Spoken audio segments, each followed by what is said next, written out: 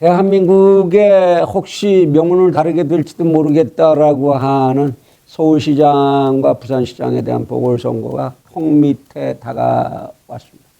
채널 24K 하석영의 단도직입. 오늘은 그 중에서도 부산시장 보궐선거와 관련돼서 정말로 뜨겁게 그러나 어처구니 없이 진행되고 있는 가덕도의 신공항 건설 문제, 이 문제를 다시 한번 좀 짚어봐야 되겠습니다. 민주주의와 선거라는 것은 뗄래야 뗄 수가 없는 참 숙명적인 관계죠. 왕을 제거해버렸으니까 왕을 뽑으려면 천상 어떤 형태든 선거라는 걸 해야 되고, 그것을 해야만 민주주의라는 것이 또 유지가 되고, 그래 결국 우리는 이것이 사실이건 아니건 이 명제에 매달려서 살 수밖에 없습니다. 민주주의는 선거를 통해서 발전해야 한다. 발전한다가 아니죠. 발전해야 하는 거지요. 그런데 실제로 우리가 광복 이후에 대한민국을 수립한 이후에 그 치렀던 수많은 선거를 통해서 우리는 과연 발전했는가? 최소한 민주주의라는 제도, 그 가치만이라도 발전을 시켰는가? 우리 전체의 생활의 발전이라든지 인류학적인 문화적 발전이라든지 이런 것까지 생각 안 하더라도 그런 정치적 발전이라도 우리는 이루었는가? 여기에 대한 질문을 요즘 또다시 심각하게 하지 않을 수가 없습니다. 특히 이번 보궐선에서 핵심적인 난제로 등장하고 있는 부산의 가덕도 신공항 건설 문제, 이것이야말로 이 선거가 한 나라의 망하는 모습을 보여줄 수도 있는 것 아닌가, 이런 생각까지를 하게 만듭니다. 저는 솔직히 요즘 그 가덕도의 논란이 진전되는 과정을 보면서 대한민국의 망해가는 모습이 이것 아닌가, 그런 생각을 하지 않을 수 없다는 그런 고백을 하게 됩니다. 왜 그러냐? 이 이야기 속에 숨어있는 해거리주의, 해거리 정치, 거짓과 위선, 불법, 위법, 사회적 분열주의의 심화, 황금 만능주의, 사회의 폭력화, 이성이라는 것은 아예 자리를 잡을 것이 없는 감정의 폭주, 이런 사회가 망해갈 때에 등장하는, 사회를 망하게 하는 이러한 부정적 요소들을 너무 많이 목격하게 되기 때문이죠. 가덕도의 공항 건설이라는 것은 28조 원, 처음에 4조 원 드네, 7조 원 드네, 아니야 10조 원이야 이러더니 이제 현실적인 계산을 해내야 되다 보니까 27조 원이 들어간다는 얘기가 나오고, 이것이 정설인 것 같은데요. 이러한 어마어마한 돈이 드는, 지난 이명박 정권이 삽질 정치한다고 그래서 집어넣었던 돈이 22조, 24조 이러는 건데 이건 28조네요. 이러한 어마어마한 돈이 들어가는 국책사업인데다가 이 공사를, 이 사업을 정상적으로 법치체계에 의해서, 행정의 논리에 의해서 진행한다면, 우리가 선행했던 그런 사업들과 똑같이 진행한다면 31가지의 법률을 검토해야 되는데, 법률적 검토를 해야 되는데 이걸 다 무시하고 하기로 신법 하나를 만들어서, 말하자면 퉁치는 법이죠. 31가지 법 뭉개는 법을 만들어서 이 사업을 시행을 한다.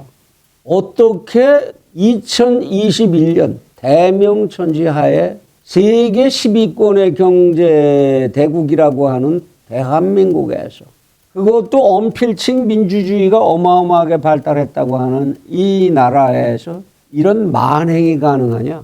저는 솔직히 이건 만행이라고 봅니다. 그래, 그 내용을 제가 만행으로 보는 요점들을 좀 정리를 해봤습니다. 우선 정치인들을 바라보는, 제가 정치인들을 바라보게 되는 시각, 이 사건을 계기로 해서 바라보게 되는 시각, 물론 그 이전에도 쭉 다 그런 생각 해온 것이긴 합니다만, 요약을 하면 이제 정치는 권력을 얻기 위한 과정일 뿐이고 이기는 자가 결국 임자다. 어차피 권력의 주인은 정치인일 수밖에 없다라는 이러한 명제가 이제 이 선거를 계기로 해서 우리 사회에 연동될 수 없는 사회 구성의 논리가 된 거 아니냐. 두 번째, 정치인들의 입장에서 정치는 행정을 지배해야 한다. 뭐 이낙연 대표가 홍남기 총리를 쥐어박으면서 또는 정세균 총리가 쥐어박으면서 한 얘기들에서 보듯이 행정, 너희는 그냥 우리가 시키면 해. 이것이 이 나라를 지배하는 논리다. 또 하나, 이 사회에서 정보를 축적하고 지식을 축적하고 하는 거, 이건 무슨 집단지성이 어쩌고 이런 얘기 다 소용없는 거고, 결국 이 사회의 정보와 지식의 축적은 권력의 필요에 의해서 이루어지고 권력이 제시하는 방향으로만 이루어져야 한다. 그렇게 돼가는 거 아닌가요? 어차피 국가의 미래라는 거 권력을 쥔 정치 세력이 결정하는 거 아니냐. 이렇게 들이대고 있는 거죠, 지금. 법치라는 거. 봤지 않냐? 31가지 법 단분계는 한 가지 퉁치는 법 만들면 되는 거지. 그러면 뭐야? 그 법대로 또 하면 그 법치 아닌가? 그럼 법치라는 것은 결국 뭐냐? 그거는 권력이 제작하는 것이다. 라는 거죠. 그리고 최종적으로 이들이 생각하는 건 이런 것 같습니다. 유권자들이 가장 원하는 건 뭐냐? 결국 경제적 이익 아니냐? 직접적인 표현으로 하면 돈 아니냐? 그들이 그것을 원하는데 우리가 정치를 하지 않기로 작정하지 않는 한 우리라고 어떻게 그걸 외면하냐? 경제적 이익을 그냥 갖다 퍼부어줘야지. 그걸 돈으로 주어야지. 그게 꼭 내 거 아니라고 무슨 상관이 있느냐? 이런 논리들이 정치권에서 이제 고정적인 이 나라의 규범이 돼버린 거 아니냐? 그런 생각을 하게 됩니다. 그럼 유권자들 입장에서는 어떻게 이 과정에서 또 하나의 가치들이 고정화하느냐? 국책사업 어쩌고 그러는데 그런 거는 결국 국가가 지방 인심 얻기 위해서 돈 뿌리는 거고 그리고 지방은 그 돈을 주어가는 과정일 뿐인 거 아니냐. 그런 과정에서 어느 지방에 속한 우리만 손해볼 수는 없는 거 아니냐. 내가 어떻게 이 나라의 내일을 예측하고 계산하고 이러한 사업들이 어떤 결과를 가져올지 내가 어떻게 그걸 알 수 있느냐. 나 일개 시민으로서 권력을 가진 자들이 가진 정보에 의해서 그것을 밀고 나가는 걸 내가 어떻게 그렇다 아니다라고 말할 수 있겠느냐. 내가 어떻게 대한민국의 미래를 책임질 수 있고 또 책임져야 하느냐. 이제 그런 생각들인 거 아닌가 싶습니다.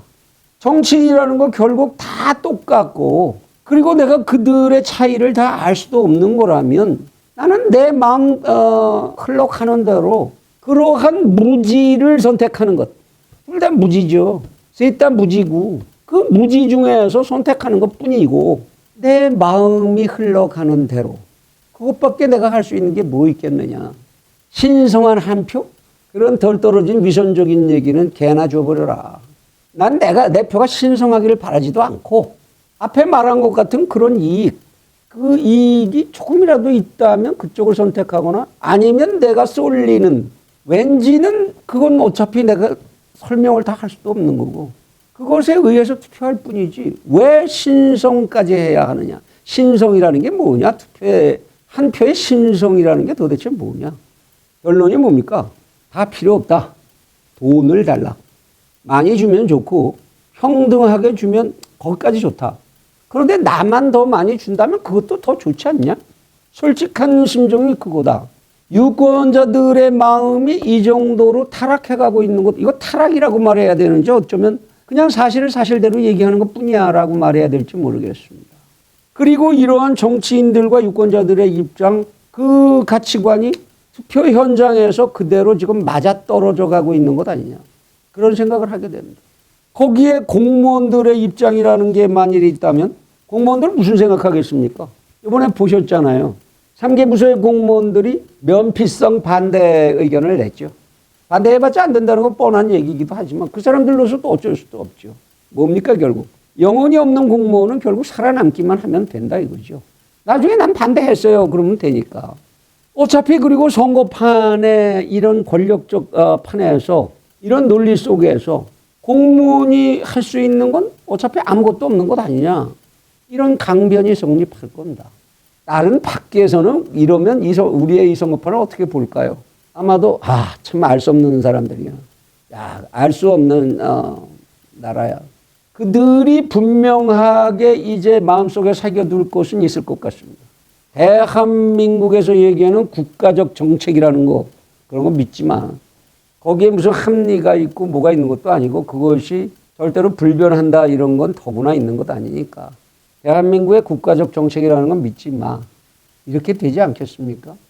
과연 제가 앞에서 지금 쭉 말씀드린 이런 현상 중에서 그렇지는 않아라고 부인할 수 있는 대목이 몇 가지나 되겠습니까? 이 사업은요, 앞에서도 말씀드렸지만 30여 가지 법률을 무시하고 어마어마한 돈을 퍼부어서 진행할 겁니다.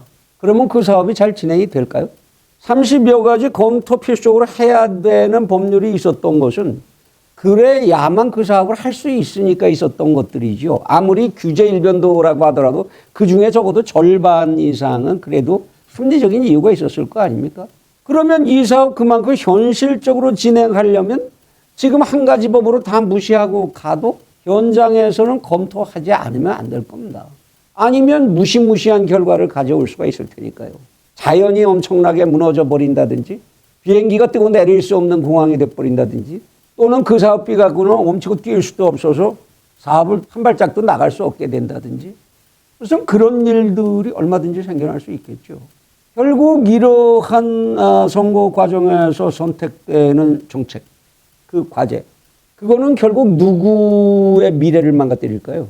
그를 선택한 정치인과 거기에 동조한 유권자들의 미래를 망가뜨리고 결국 이 나라 전체를 망가뜨리겠지요.